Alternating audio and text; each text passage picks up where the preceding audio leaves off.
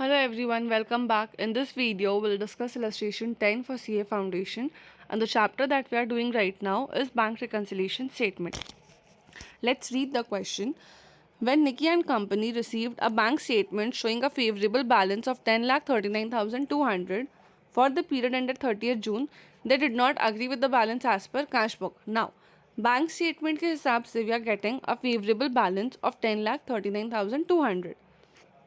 This is not agreeing with the cash book.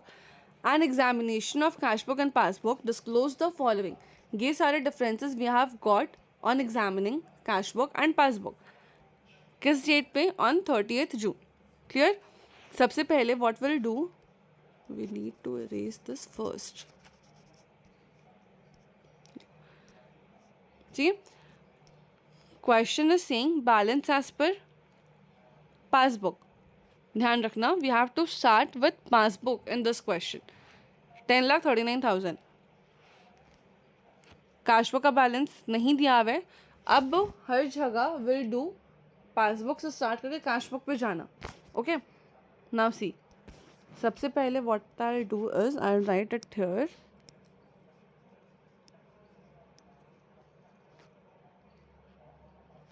Balance as per passbook and the amount is 10,39,200 और ये favourable balance है. ये चीज़ हमेशा ध्यान रखना, एक वर्ड की वजह से पूरा क्वेश्चन गलत हो सकता है, इसीलिए रीड क्वेश्चन अच्छे से प्रॉपरली. ओवरड्राफ्ट बैलेंस है या फेवरेबल बैलेंस है या डेबिट बैलेंस है या क्रेडिट बैलेंस है, उस हिसाब से क्वेश्चन करना. ठीक है, 10,39,200 डन. नाउ एक एक करके एडजस्टमेंट्स पढ़ते हैं.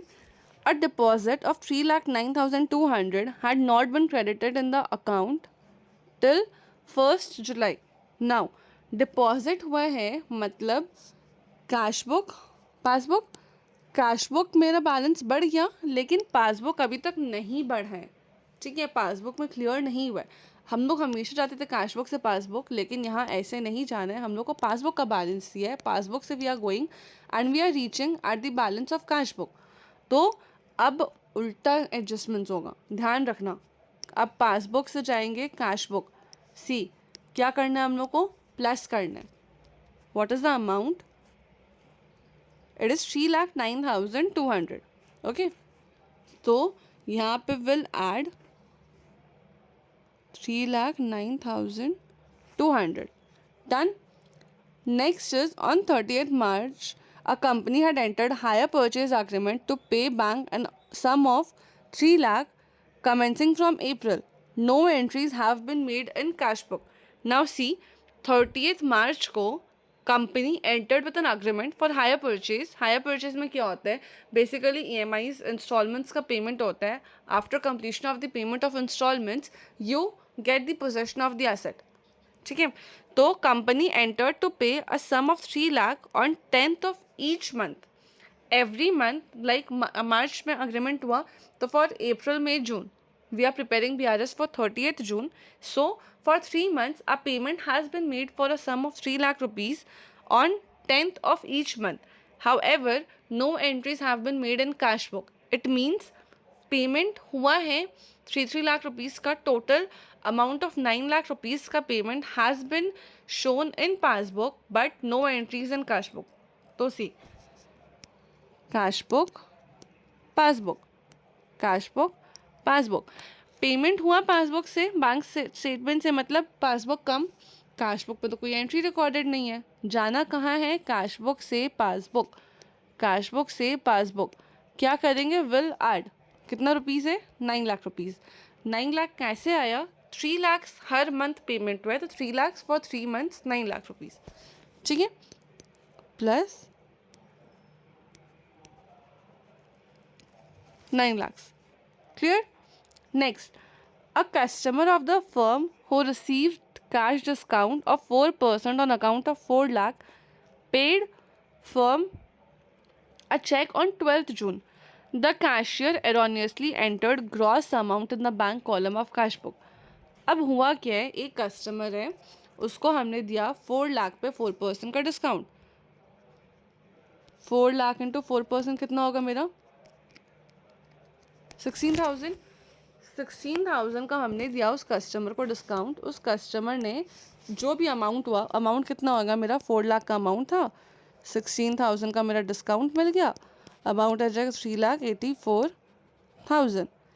कस्टमर ने इतना अमाउंट मेरे बैंक में डिपॉजिट कर दिया। हमने क्या किया, अपने बुक्स में टोटल 4 लाख रुपीज़ का ही अमाउंट रिकॉर्ड कर दिया। ये पूरे 4 लाख का ही अमाउंट रिकॉर्ड कर दिया। बैंक में सिर्फ 384 का अमाउंट रिकॉर्ड हुआ। डिफरेंस कितना से, सिर्फ इस डिस्काउंट की वजह से डिफरेंस है। ठीक है, अब cash book passbook. Cash book में ये जो मेरा बढ़ा 4 लाख से बढ़ा, पासबुक भी बढ़ा लेकिन कम से बढ़ा, सिर्फ 3,84,000 से बढ़ा। अब कैशबुक का पॉइंट ये, पासबुक का पॉइंट ये, कैशबुक का यहाँ।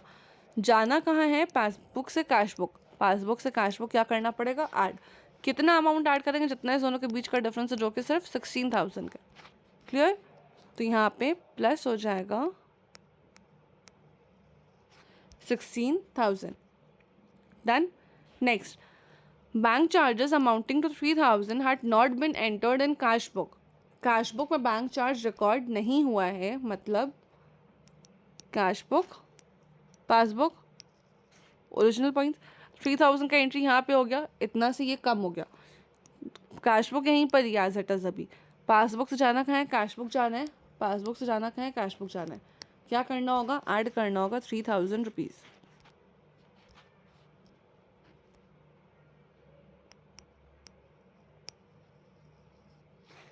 प्लस हो गया 3,000।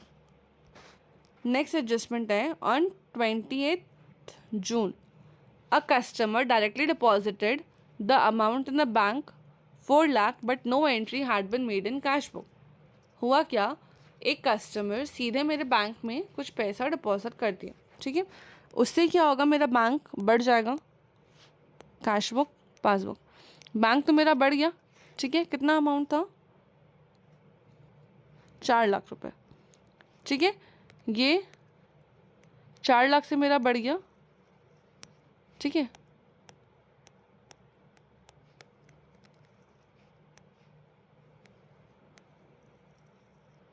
ठीक। कैश बुक तो अभी तक बढ़ा नहीं है, जाना क्या है, पासबुक से कैश बुक, पासबुक से कैश बुक क्या करना होगा, माइनस करना पड़ेगा 4 लाख रुपीज़। या माइनस हो जाएगा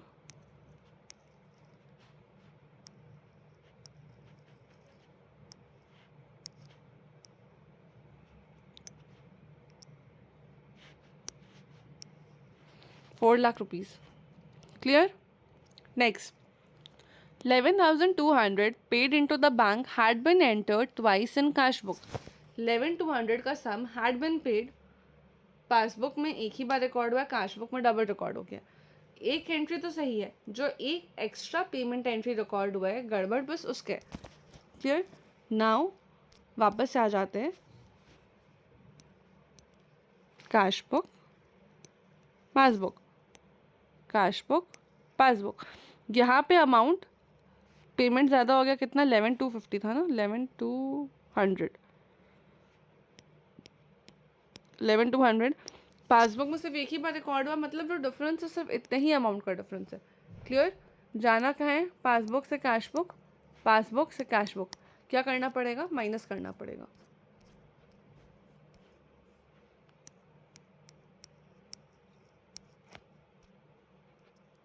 ये हो गया माइनस। नेक्स्ट है, a debit of 11 lakh appeared in the bank statement for an unpaid cheque which had been returned marked out of date. Cheque had been redated by the customer into the bank again on 5th June। बोल क्या रहा है, एक debit है of 11 lakhs, मतलब कि bank में debit हुआ है। अब इसको पहले एक बार अच्छे से समझते हुआ क्या,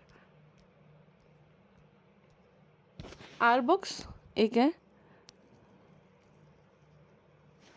और एक है बैंक। हम लोग के बुक्स में असेट होता है बैंक स्टेटमेंट, तो क्या होगा, डेबिट होगा तो प्लस होगा, क्रेडिट होगा तो माइनस होगा। अगर बैंक का बात करें तो बैंक में एग्जैक्टली ऑपोजिट चलता है। मतलब अगर बैंक में डेबिट हो रहा है तो यहाँ पे क्या हो जाएगा माइनस, बैंक में क्रेडिट हो रहा है तो उसका ऑपोजिट यहाँ पे क्या होगा प्लस। ये चीज़ समझ आए। अब जो क्वेश्चन बोल रहा है वो क्या कह रहे हैं, debit of 11,000 appeared in bank, debit of 11 lakhs appeared in bank, debit 11 lakhs मतलब कि पेमेंट हो रहा है 11 lakhs का बैंक से, which has not been recorded in cash book. अब क्यों डेबिट हुआ, बिकॉज चेक आउटडेट हो गया था, तो कस्टमर ने फिर से उसको जो भी क्लियर करना था, डेट्स फिर से डाल के चेक इशू करना था, वो कब का किया है, जुलाई का किया, ठीक है। तो as on 30th June passbook stands debited by 11 lakh rupees, मतलब पासबुक में 11 लाख रुपीज़ का एक पेमेंट एंट्री हुआ है which is not being recorded in cash book. Now cash book, passbook, ये अमाउंट हो गया। पासबुक 11 लाख से कम रिकॉर्डेड है, ठीक है।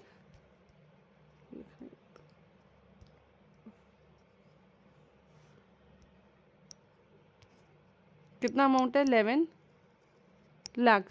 क्लियर। जाना कहाँ है, पासबुक से कैश बुक, पासबुक से कैश बुक।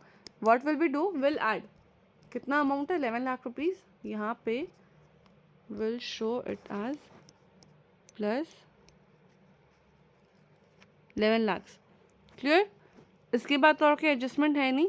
अब क्या करना है हम लोग को, सिर्फ प्लस माइनस करके बैलेंस पे पहुंचना है। Let's do. कितना अमाउंट है, 10,39,200, 10,39,200 प्लस ऐड करेंगे 3,09,200, 9 lakhs और 16,000, 3,09,200 प्लस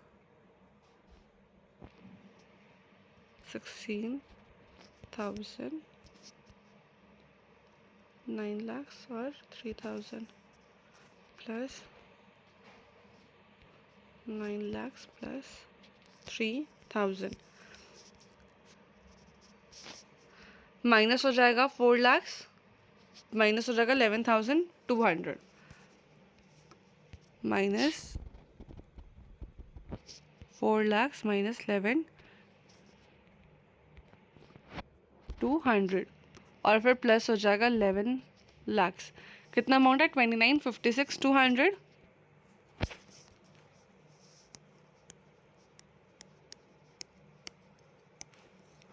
इसको एक बार मिला लेते हैं अपने बुक से।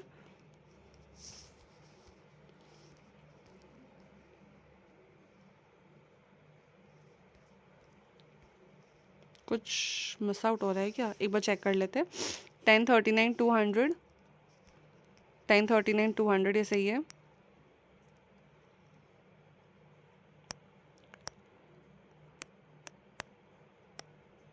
सी 10,39,200 हो गया, 3,09,200 ऐड हो रहा है, 3,09,200, 9,16,000, 3,000, 9,16,000 to 3,000, 4 lakhs पेमेंट साइड है, 4 lakhs पेमेंट साइड है, 4 lakhs पेमेंट साइड है, 11 lakhs ऐड है, 11,200 का डिफरेंस आई गेस। इसका हमारा कुछ गड़बड़ रिकॉर्ड हुआ है गेस, 11,200 का ना।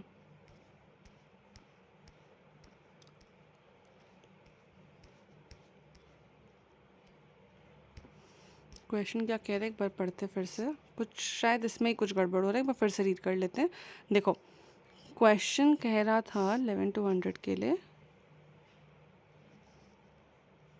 ये रहा, a sum of 11,200 paid in the bank has been entered twice in cash book। अच्छा, पेमेंट एंट्री ट्वाइसली रिकॉर्डेड है, ठीक है। अब देखो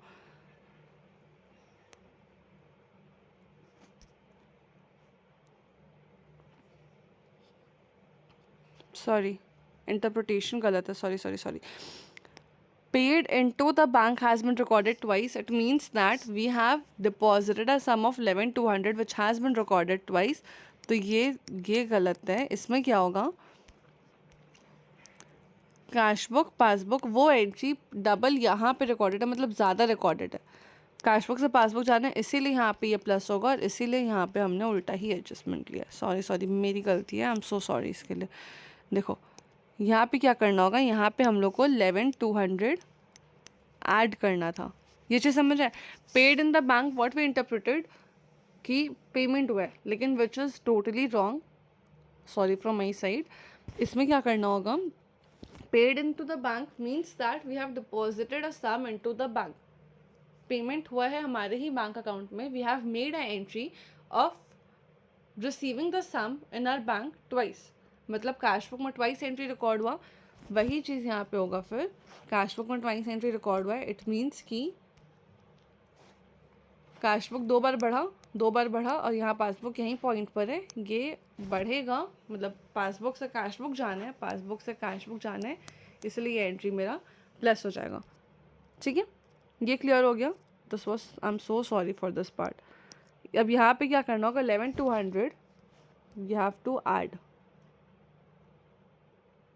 विल ऐड कितना आ रहा अमाउंट, 29,78,600।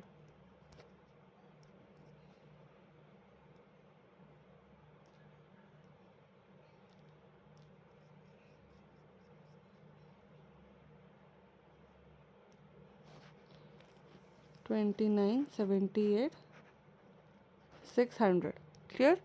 एक बार इसको फिर से मैच कर ही लेते हैं अब। The amount is 29,78,600।